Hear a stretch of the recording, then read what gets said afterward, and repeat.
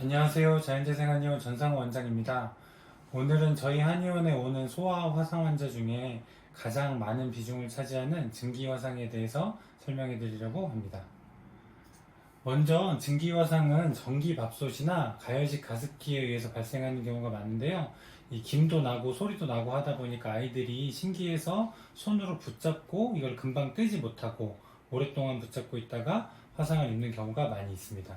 이 증기는 100도가 넘는 고온이기 때문에 쉽게 화상을 입을 수가 있습니다.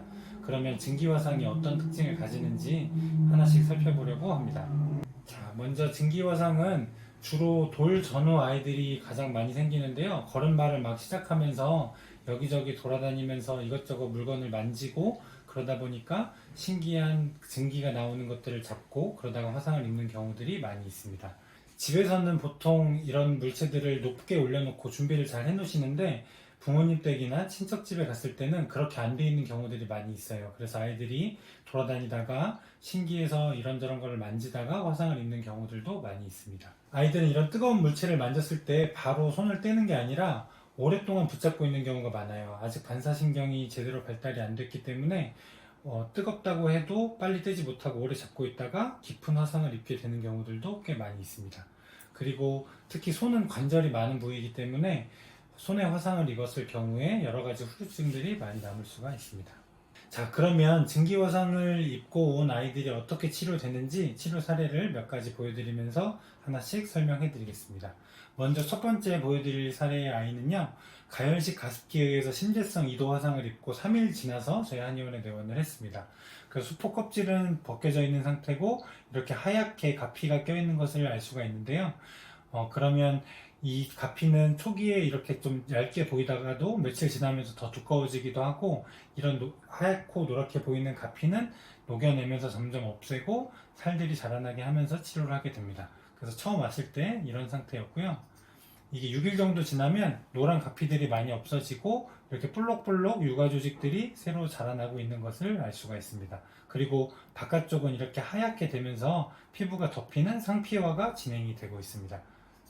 그리고 14일 정도가 됐을 때 육아 조직들이 더 많이 이렇게 자라난 것을 볼 수가 있고, 그리고 이렇게 바깥쪽부터 피부가 어느 정도 덮이고 있는 것을 볼 수가 있습니다. 그리고 이제 21일, 3주 정도 지났을 때인데 이때가 되면 상피화가 거의 다 진행이 돼서 피부가 거의 다 덮인 것을 알 수가 있고, 손가락은 비후성 반응이 생기고 그것 때문에 구축이 잘 생길 수 있기 때문에 이 시기쯤부터는 스프린트를 손에다가 대서 고정을 하면서 충분한 공간을 확보해줘서 구축이 생기지 않고 잘 치료될 수 있도록 그런 시술을 병행을 하게 됩니다.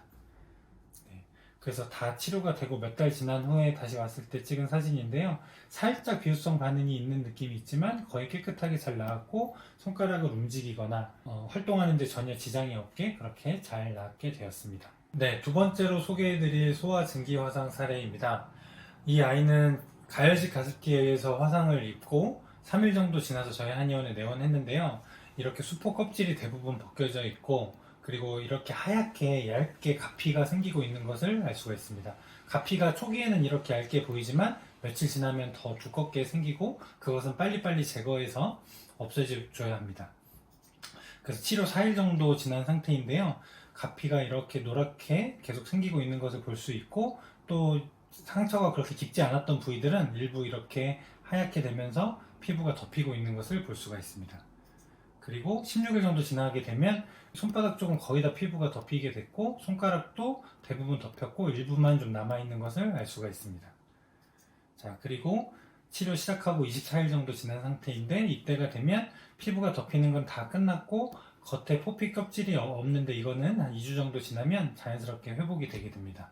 그래서 이 아이 같은 경우는 아까 처음에 소개해드렸던 아이보다는 더 깊지가 않았었고, 또 초기에 빨리 와서 치료를 했기 때문에 별다른 후유증 없이 잘 나았습니다.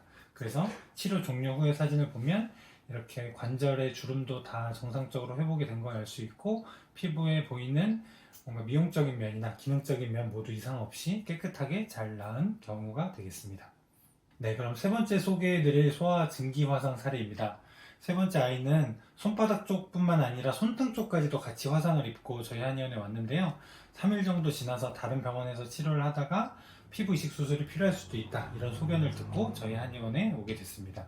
그래서 보시면 손등 쪽에도 이렇게 하얗게 가피가 보이는 것을 알 수가 있고, 손바닥 쪽은 다행히 아직 수포 껍질이 남아 있어서 어느 정도 깊은지 확인은 할 수 없지만 그래도 벗겨진 곳보다는 조금 덜 심할 것으로 일단 사진만 보고 그렇게 추측을 할 수가 있습니다. 그래서 치료 4일 정도 지난 후의 상태인데, 이렇게 그 손등 쪽에 보이던 가피들이 많이 녹아서 점점 얇아지고 있고, 손바닥 쪽도 끝쪽은 괜찮은데 관절 쪽이 조금 깊은 부위가 있는 것을 알 수가 있습니다.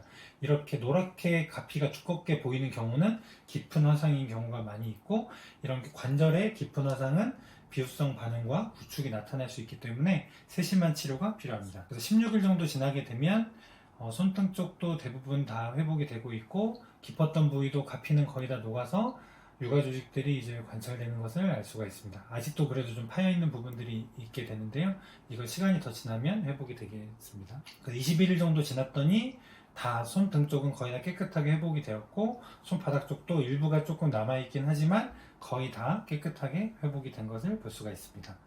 그리고 치료하고 나서 시간이 좀 지나서 찍은 사진인데, 손바닥 쪽에도 별다른 후유증이 없고 손등 쪽도 별다른 후유증 없이 잘 나은 것을 알 수가 있습니다. 그래서 앞서 보여드렸던 세 아이들 같은 경우 모두 다른 병원에서 치료를 받다가 피부 이식 수술이 필요할 수 있다, 그리고 비후성 반응이나 구축이 나중에 나타날 수 있다, 이런 소견을 듣고 여러 가지 찾아보다가 저희 한의원에 와서 치료를 받게 됐는데 깨끗하게 잘 나은 것을 확인할 수가 있고요. 그리고 3일 정도 지나서 오긴 했지만 그래도 상대적으로 빠르게 와서 치료를 받았기 때문에 깨끗하게 잘 나은 것을 볼 수가 있습니다. 네, 그러면 증기 화상에 대해서 여러분들이 조심할 부분들 다시 한번 정리해서 설명을 해드리겠습니다. 먼저 처음에 화상을 입었을 때 차가운 물에다가 계속 손을 씻어주면서 최대한 열을 빨리 식혀주고, 수포가 생기면 수포 껍질이 벗겨지지 않게 한 상태로 오시는 게 가장 잘 치료가 될 수가 있습니다. 그리고 손 관절 부위는 관절에 깊었던 상처는 비후성 반응이 생기고 그것 때문에 구축이 생길 확률이 높은데, 그래서 저희는 치료 중간에 스프린트를 대는 시술을 해서 비후성 반응이 최대한 생기지 않게, 또 혹시 조금이라도 생기더라도 구축까지는 생기지 않게, 그래서 활동하는 데 지장은 없게 하는 치료를 목표로 해서 치료하고 있습니다. 그리고 혹시나 피부 이식 수술을 권유받게 되는 경우들이 많이 있을 텐데, 특히 어린아이들의 경우에 관절 있는 부위에 피부 이식 수술을 받게 되면 아이가 자라면서 정상적인 피부와 이식한 부위의 피부가 자라나는 길이의 차이가 생기기 때문에 그것 때문에 구축이 점점점 생기고 그것을 또 완화시키기 위한 수술들이 몇 번 필요할 수가 있습니다. 그래서 혹시 피부 이식 수술을 권유받았다면 피부 이식 수술을 받기 전에 꼭 저희 한의원에 먼저 한번 사진과 함께 상담을 받아보시기를 권해드립니다. 이상으로 오늘 소아 증기 화상에 대해서 설명해드렸습니다. 감사합니다.